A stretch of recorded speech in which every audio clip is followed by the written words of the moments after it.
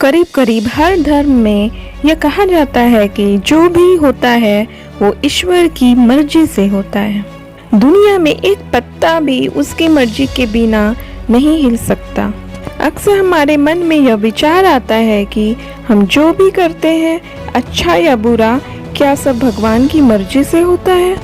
अगर हाँ, तो लोग पाप क्यों करते हैं? क्या भगवान उनसे जबरदस्ती पाप करवाते हैं?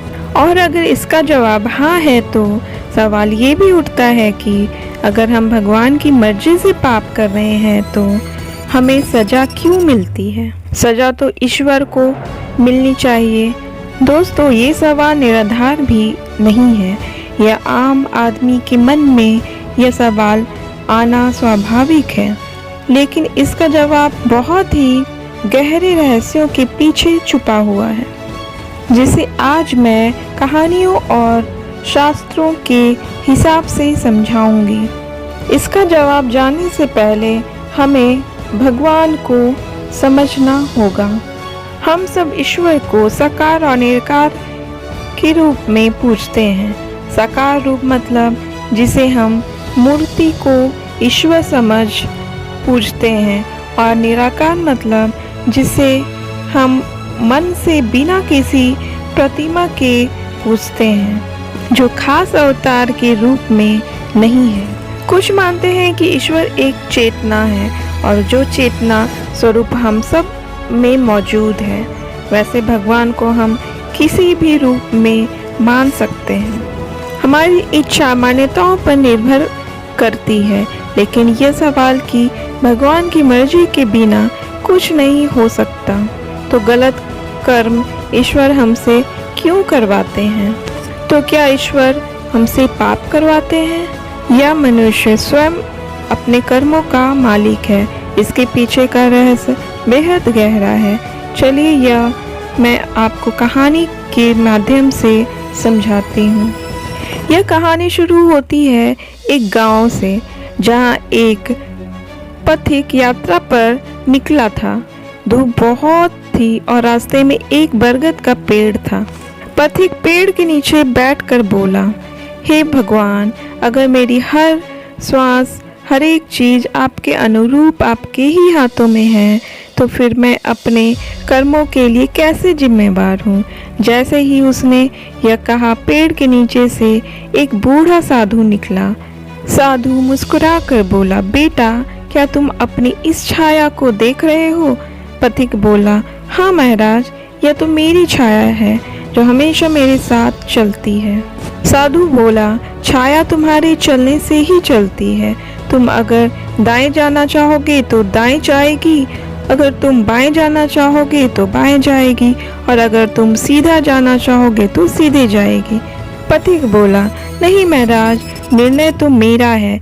तब साधु बोला, ऐसे ही भगवान तुम्हें जीवन देते हैं, परिस्थितियां देते हैं, अवसर देते हैं, परंतु निर्णय तुम्हारा होता है।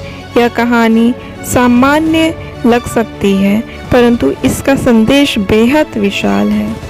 इसका अर्थ है कि भगवान की मर्जी से दुनिया भर की वो सारी चीजें हो रही हैं जो हमारे नियंत्रण से बाहर है, जैसे सूर्य का उगना, धरती का घूमना, चांद सितारों का होना, समुद्र का मचलना। यह सब ईश्वर की मर्जी से होता है। हम चाहकर भी समुद्र को ठीक नहीं कर सकते, समुद्र को सुखा नहीं सकते, धरती का रोटेशन रोक नहीं सकते। पूरी सृष्टि को चलाने के लिए ईश्वर ने इन चीजों का कंट्रोल अपने हाथ में रखा है, लेकिन हम कैसा कर्म करेंगे इसका फैसला हम खुद ले सकते हैं। इसके लिए उन्होंने इच्छा शक्ति दी है, हमारी अंदर तर्क शक्ति है। इसीलिए खुद फैसला करना होता है कि हम कैसा कर्म करेंगे। बहुत लोग भगवान की इच्छा का गलत अर्थ समझ लेते हैं। भगवान की इच्छा का मतलब जबरदस्ती नहीं होता, बल्कि इसका मतलब होता है प्रकृति का नियम, कर्मों का फल, परिस्थितियाँ, संयोग और अवसर। यह सब एक ढांचा देते हैं, चलना हमारा काम है। यह बिल्कुल वैसे ही है जैसे एक टीचर परीक्षा का पेपर देता है, लेकिन उत्तर लिखना छात्र का काम है। अगर छात्र गलती करता है तो क्या उसका दोष अध्यापक का है? नहीं ना। अगर भगवान कर्म भी हमसे स्वयं करवा रहे होते हैं तो पूरी दुनिया एक फिक्स पैटर्न पर चल रही होती, सब कुछ रोबोटिक सा होता। इसलिए हमें सब समझ दी गई है कि हम सब अपने हिसाब से चीज़ें करें, इसलिए इसका जो भी फल होगा, अच्छा या बुरा, वो हमारे हाथ में नहीं होगा। गीता में श्री कृष्ण ने साफ कहा है, भगवान श्री कृष्ण अर्जुन से कहते हैं, कर्म करने का अधिकार तुम्हारे पास है और परिणाम मेरे हाथ में है। इसका अर्थ क्या है? कृष्ण कहते हैं, निर्णय मनुष्य का है कि वो क्या करना चाहता है, लेकिन फल उसे प्रकृति के नियम अनुसार ही मिलता है। अगर भगवान ही गलत कर्म करवाते तो वो पाप और पुण्य की बात ही क्यों करते? फिर तो कोई अपराधी दोषी कहलाता ही नहीं। गीता में ही श्री कृष्ण ने कहा है, मैं हर जीव के अंदर बैठा हूँ, परंतु उसके कर्म उसकी इच्छा से होते हैं।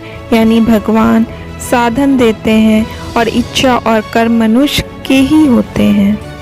इसे एक और कहानी द्वारा समझते हैं। एक गांव में एक चोर था। उसने ठान लिया था कि वो मंदिर की तिजोरी तोड़ के ही रहेगा, इसलिए वो मंदिर के पीछे छुप जाता है।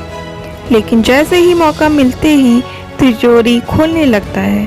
तभी मंदिर के पुजारी की आवाज़ आती है और पुजारी बोलता है, अरे कौन है? तभी चोर भाग गया। उसने मन में सोचा कि शायद भगवान ने ही उसे रोका है, शायद भगवान नहीं चाहते कि मैं कोई गलत काम करूं। अगली रात भी चोर चोरी करने गया, पर कोई ना कोई संयोग हो गया, पर चोर चोरी नहीं कर पाया। उसे लगा भगवान उसे चोरी करने ही नहीं देते। अगले रात चोर ने कहा, अगर भगवान की मर्जी नहीं होगी तो आज भी मैं पकड़ा जाऊंगा।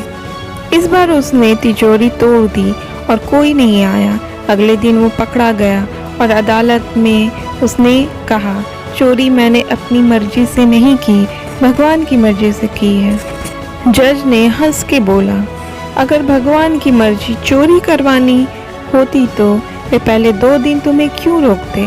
भगवान ने तुम्हें 2 दिन मौका दिया था कि तुम गलत रास्ता छोड़ दो, परंतु फिर भी तुमने गलत ही रास्ता चुना।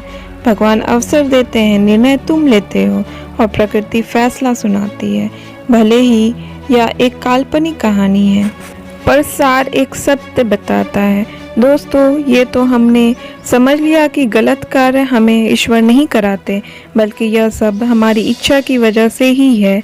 लेकिन गलत कार्य करने का कारण क्या है, हम अब इस बात पर बात करेंगे। कर्म करने के 3 मुख्य कारण शास्त्र बताते हैं। पहला, मनुष्य की इच्छा, मनुष्य की भावना वहीं उसके कर्म को दिशा देती है।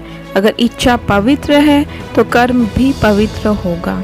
इसे दूसरे तरीके से समझते हैं, अगर किसी के मन में रातों रात धनी बनने की इच्छा उठ जाती है तो वह निश्चित ही गलत कार्य करेगा, क्योंकि यहाँ उसकी इच्छा गलत है।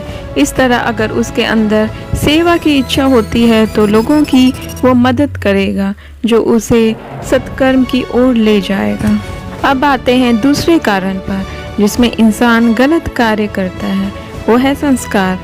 जिस घर, जिस समाज, जिस परिवार, जिस दोस्तों के लिए मनुष्य बड़ा होता है, उसके निर्णय बदलते जाते हैं। इसे ऐसे समझिए जैसे अगर कोई बालक गौशाला वाले के घर जन्म लेता है तो वह बचपन से ही पशुओं के प्रति प्रेम रखेगा, उनकी सेवा करेगा। वहीं यदि कोई कसाई के घर जन्म लेगा तो वह बचपन से ही पशुओं की हत्या होते देख बड़ा होगा, जिसके बाद उसे पशुओं की हत्या करना गलत कर्म नहीं लगेगा और वो खुद भी इसे अपना भविष्य चुन लेगा। गलत कर्म करने की तीसरी वजह है मन की वासना। मनुष्य अपनी गुप्त इच्छाओं की पूर्ति के लिए भी गलत काम करता है। कई बार मनुष्य अपनी इंद्रियों के प्रति इतना कमजोर हो जाता है कि अपनी इच्छाओं पर उसका कंट्रोल ही नहीं रहता और वो गलत कर बैठता है। तो भगवान इच्छाएं नहीं देते, इच्छाओं का संयम कैसे करना है या ज्ञान देते हैं। इच्छा गलत हो सकती है, पर उसे रोकने का सामर्थ्य मनुष्य को दिया गया है। इसे ऐसे समझिए कि भगवान शक्ति देते हैं, ऊर्जा देते हैं। यह ऊर्जा बिजली की तरह होती है। बिजली से घर रोशन भी होता है और बिजली से झटका भी लगता है। तो क्या बिजली गलत है?